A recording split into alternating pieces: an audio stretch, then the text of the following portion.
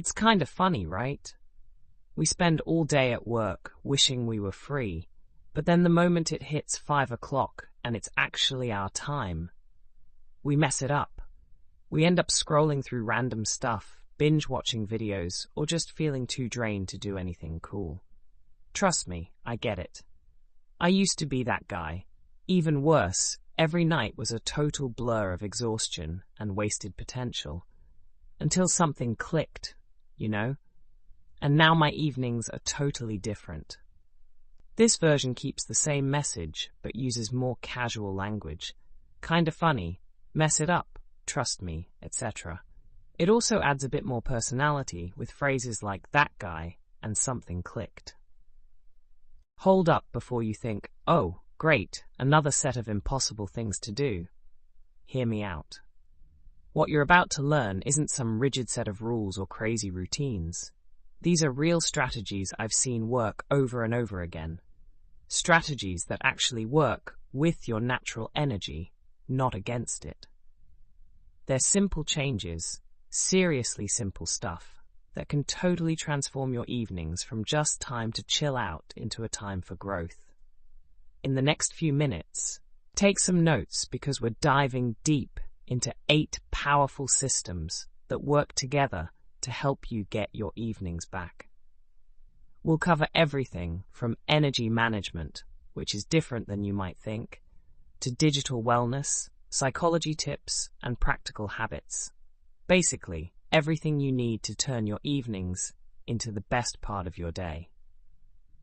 Chapter 1. Listen up. How you spend those evenings. That shapes everything. Your whole life. But most people are clueless about fixing their after-work hours. They get hung up on time management like it's the only thing that matters.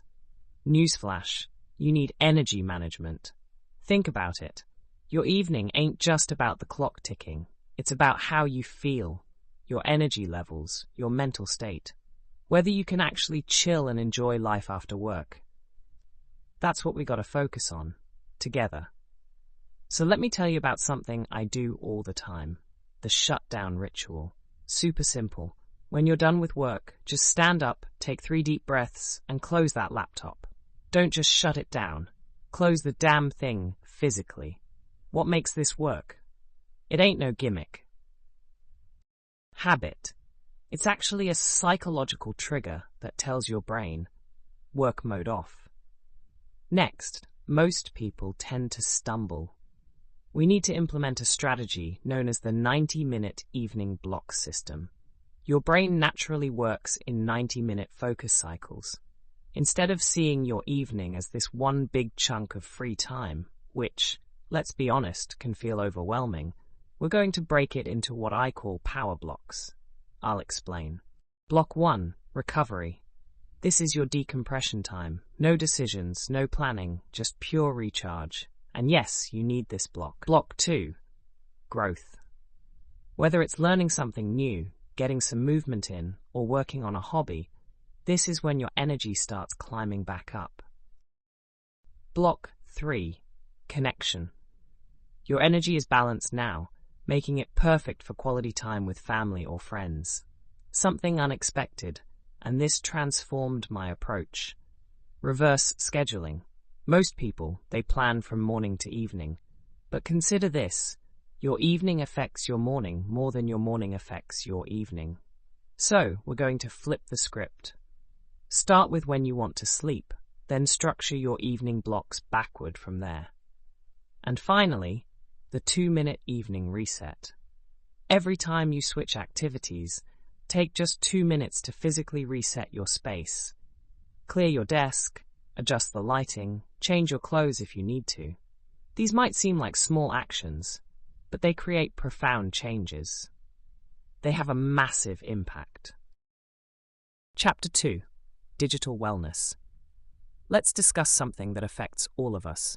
A well-designed evening requires digital boundaries. Consider this comparison. Vampires drain energy in those old movies. Well, your phone and laptop are like that. They're energy vampires, quietly draining your evening potential. I'm going to show you how to turn these devices from evening destroyers into evening enhancers. Let me share an unconventional approach. I call it app mortality. The challenge every evening: delete one app from your phone. A common concern is, but what if I need it tomorrow? And that's fine. You can always reinstall it. But what's remarkable is that 90% of the time, you won't even remember which app you deleted. Here's another approach I call the analog hour. It's beautifully simple. 1 hour before bed, your devices go to sleep. Before you do. But the crucial element that most people miss: don't just turn them off. Actually put them in a different room. Consider this. Your bedroom becomes this amazing sanctuary instead of feeling like a satellite office. To be clear, digital minimalism isn't about living like it's 1985. It's about using technology intentionally. What's effective? Choose 3 essential apps for your evening. That's it. Everything else I've learned is just digital noise. Another effective approach is what I call screen life separation tactics. The idea is to create physical barriers between you and your screens.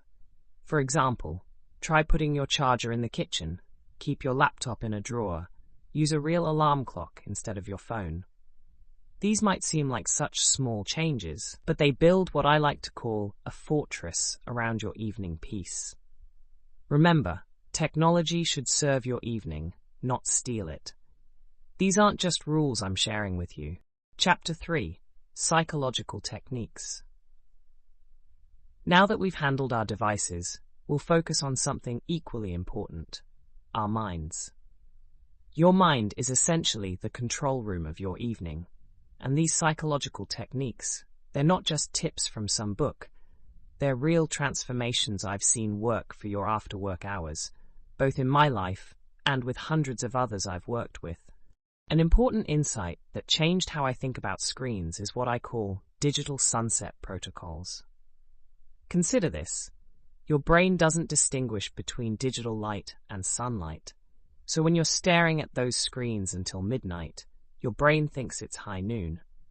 But the key insight isn't just about when you look at screens. It's about how you transition away from them.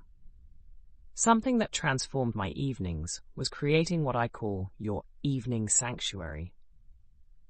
And know this, it's not just about throwing some comfortable pillows around. It's actually about building a space that tells your brain, this is where transformation happens. Think dim lights, soft textures, calm colors. You see?